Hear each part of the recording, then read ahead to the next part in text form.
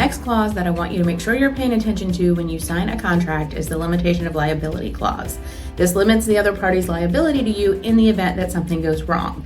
What's tricky about these provisions is what's reasonable and appropriate can vary greatly from one contract to the next. These are clauses that allocate the risks between the parties, and that risk really can change a lot depending on what sort of data you're giving the other party, what services you're hiring them to do, how important those services are to your business, and how much you're paying for the service. What's their profit? Because if they're not making a lot of money on the deal, it's fair for them to say we have to, limit our liability to something reasonable here.